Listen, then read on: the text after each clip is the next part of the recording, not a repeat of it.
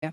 Now, the Kenya Meteorological Department predicted heavy short rains going into the tail end of the year, and the rains are here, especially for residents of Nairobi and its environs who have had rainy days for a couple of days. Also known as the Indian Nino, the rains are driven by warmer than average sea surface temperatures over the western equatorial Indian Ocean, coupled with cooler than average temperatures over the eastern equatorial Indian Ocean. Let's cross over to the Met Department, where our Zinzi Kibiku is standing by for more. Zimzi, we've had many alerts by the Met Department previously of heavy rains, but still many times Kenyans are caught flat-footed in the wake of those rains. What more can you tell us to get us more prepared?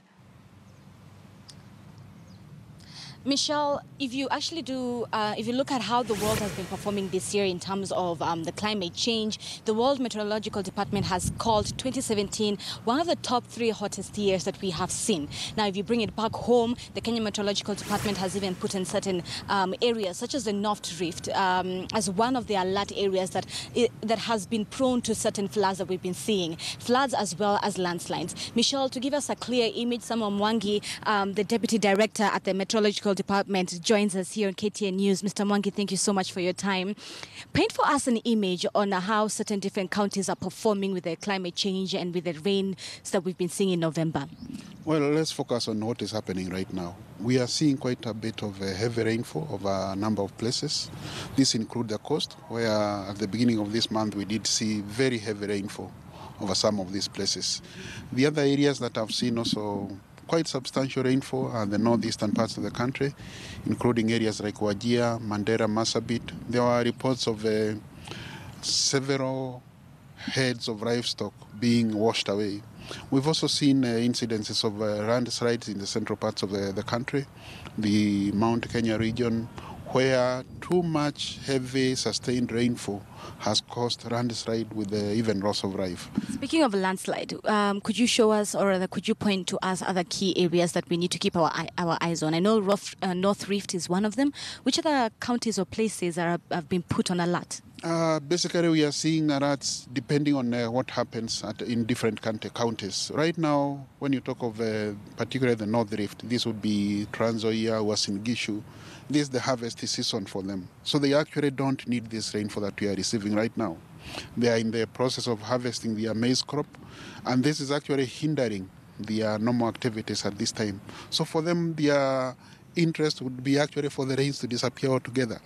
And they would be very happy because then they would be able to get their crops out of the farms. And of course, to be able to dry up these crops, because when they have high moisture, we have incidences of aflatoxin. And then this kind of high moisture crops are not even acceptable for sale. Mr. Mwangi, the country in itself, Kenya, has gone through, or is still going through, actually, a drought period. Out of the 47 counties, 23 of them have been put into place early this year, around Feb. The number of people who are food insecure jumped from 1.3 million to about 2.3 million, almost doubling, really.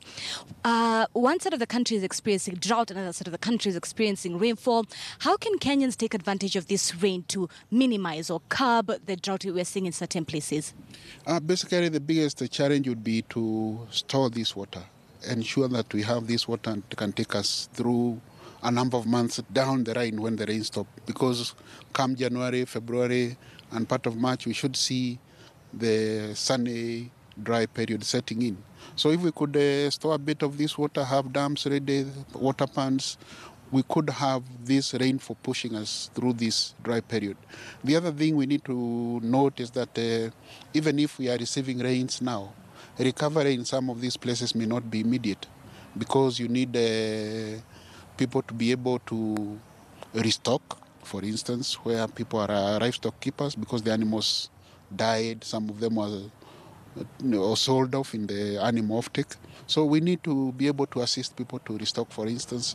The crops also don't mature instantly. They take a bit of time. So even where these rains are good, the crops will come out maybe sometime in February going to March. So it's only then that we can talk of recovery in terms of the drought situation that was experienced earlier this year and last year.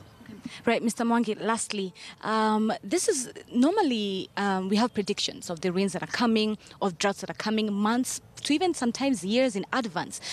We see governments putting budget allocations on them. But when it comes to on the ground, e.g., we see our roads flooding. We see places where women, children and men are losing their lives. Livestock are even being lost to the scorching sun. Where is the disconnect? We predict them, we put a budget allocation, but then when it comes to implementing, it's a different scenario. Where is the disconnect? Basically, it's a mobilization of resources. We don't have unlimited resources. Remember, we are also part of the government. We are involved in these activities from when they start and to when they end. For instance, in the last drought that was being experienced, we started responding way back before even we hit 1 million affected people.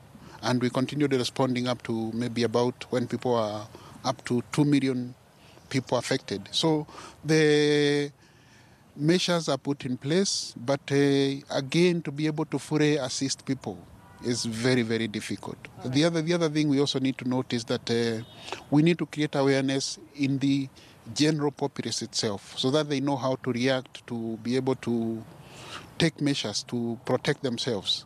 Resilience, build resilience. This is what we are talking about the community themselves, and therefore be able to cope with some of these issues, climate variability, climate change, and all that. All right.